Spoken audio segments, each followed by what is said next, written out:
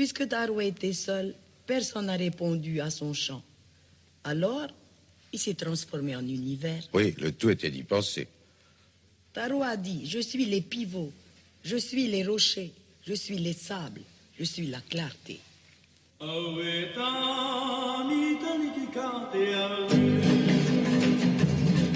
Les sports tahitiens.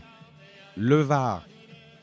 Le var, qui désigne la pirogue à balancier, est le sport polynésien par excellence et le plus pratiqué. Il revêt un sens particulier dans la culture tahitienne, puisqu'avant d'être un sport, il avait un usage guerrier. Le var se pratique seul sur une pirogue simple ou comme sport collectif, par équipe de 3, 6, 12 ou 16. De nombreuses associations sportives existent, notamment pour préparer la grande course de Va'a, l'Awaikinui. Cet événement sportif majeur de la Polynésie française se déroule chaque année et relie Wainé, Raiatea, Ta'a et Bora Bora. Taroa a dit alors, l'univers n'est que ma coquille. Et il a mis tout en mouvement pour régler l'harmonie du monde. Oui, comme un grand. Et l'univers brille et Taroa contemple, extasié, l'immensité.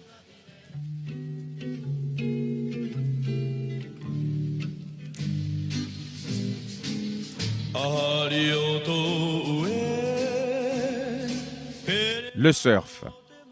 Au sud de l'île, un récif est propice à la pratique du surf. Chaque houle arrive sur ce récif en formant une vague massive et puissante, souvent cylindrique, offrant alors un tube spectaculaire d'une hauteur variable de 1,50 m à 9 m par grosse houle. Cette vague déferle avec une forte puissance, car le récif remonte subitement des fonds océaniens, passant de plusieurs mètres de fond à environ 80 cm d'eau. La pratique du surf y est périlleuse. Le 17 août 2000, le surfeur Laird Hamilton prit une vague de 8 mètres de haut.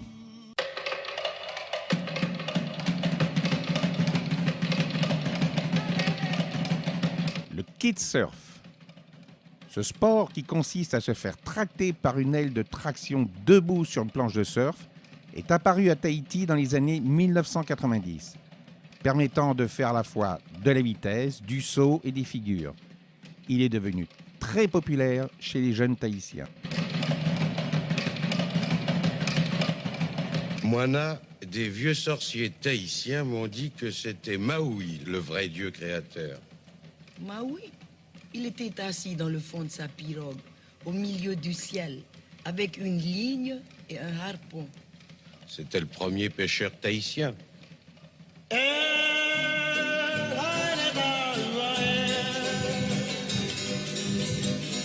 Le musée de Tahiti et des îles, créé en 1974, est situé à Panaouia. Il valorise et présente le patrimoine naturel et culturel polynésien, grâce à son partenariat avec le musée du Quai Branly. Il participe au rayonnement international du patrimoine culturel polynésien. Le Eva de Tahiti. De nombreuses traditions existent au sein de la culture maori. Les légendes représentent l'histoire de la culture et l'île renferme de nombreux contes. Le mois de juillet est propice à la découverte de ces traditions, puisque de nombreuses manifestations culturelles sont organisées dans le cadre ou en marge du Eva. Le Eva de Tahiti est le plus grand festival culturel de la Polynésie française et regroupe des compétitions de chant et de danse, ainsi que des compétitions sportives et artisanales, préparation du copra, tressage, etc. Le Eva de Tahiti met également à l'honneur l'artisanat de l'ensemble des archipels polynésiens au travers d'expositions et de démonstrations.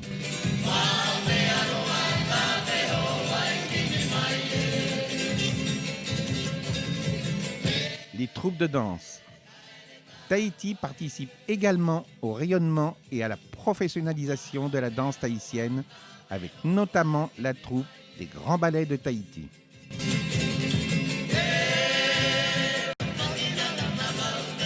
Alors, Maui veut pêcher le grand poisson, mais quel poisson? Eh bien, la terre, pauvre Popa. Ah, c'est donc à Maui que nous devons d'exister et de pouvoir chanter.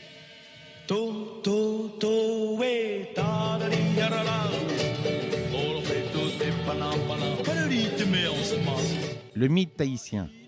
Les récits de Louis-Antoine de Bougainville et de James Cook, de la découverte de Tahiti dans les années 1768-1779, vont propulser l'île dans l'imaginaire européen, plus spécifiquement en interprétant de manière erronée l'accueil des Tahitiens.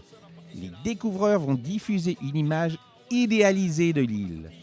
Nouvelle citerre, où règne la plus grande liberté sexuelle. Vénus est ici la déesse de l'hospitalité. Son culte n'y admet point de mystère et chaque jouissance est une fête pour la nation.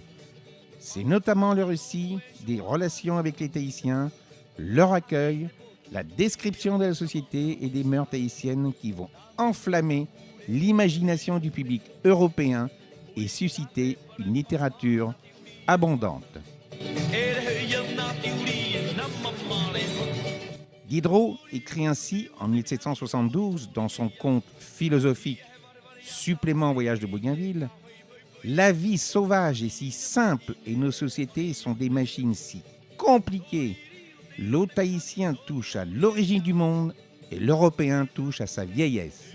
Les philosophes des Lumières voient en Tahiti une incarnation de l'utopie de la vie sauvage et de la pureté originelle, où des Tahitiens simples et heureux ne sont pas contraints par des règles artificielles et pesantes, mais privilégient avant tout la liberté et la fraternité. De son côté, Voltaire déclare, après avoir lu les récits de navigateurs, « On peut assurer que les habitants de Tahiti ont conservé dans toute sa pureté la plus ancienne religion de la terre. »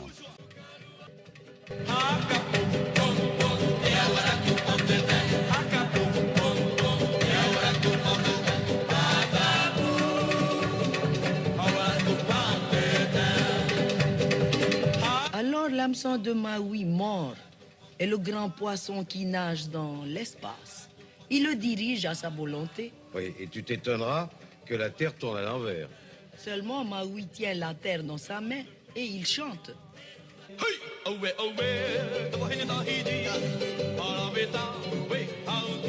Après la colonisation de l'île par la France, l'administration coloniale encourage la vision idyllique de Tahiti. Ainsi, lors de l'exposition universelle de 1889, Tahiti est représenté par 2 cases indigènes et une dizaine de Tahitiens. De multiples productions agricoles et artisanales sont présentées au pavillon central. De nombreuses publications en marge de l'événement contribuent à véhiculer une image mythique de l'île et de ses habitants. Dans les livres d'or de l'exposition, on peut ainsi lire « Je parlais des paradis restés, voici le plus délicieux de tous. Tahiti, Tahiti, ce pays sans intempéries où le printemps est éternel comme l'amour des femmes tahitiennes. »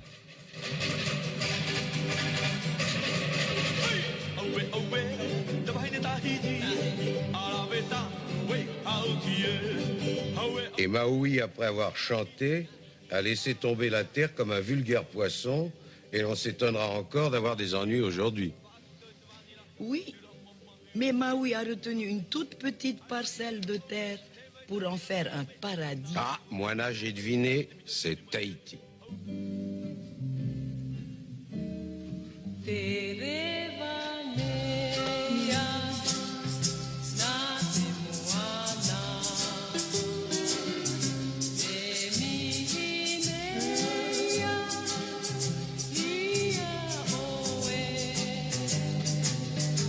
Les écrivains s'emparent également de cette île mythique dans leurs récits.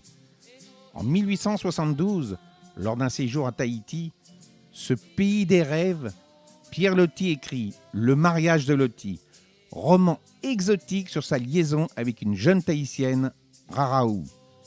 Publié en 1880, le roman reçoit un accueil enthousiaste du public et de la critique. Ce récit contribue à alimenter le mythe tahitien. En 1898, le récit est adapté à l'opéra par Reynaldo Hahn sous le nom de l'île de rêve. En 1891, Paul Gauguin s'installe à Tahiti où il espère pouvoir fuir la civilisation occidentale et tout ce qui est artificiel et conventionnel. Influencé par les écrits des Lumières, il se lance à la recherche de cette pureté originelle. Ses peintures contribueront activement au mythe polynésien. Marururoa. Merci beaucoup.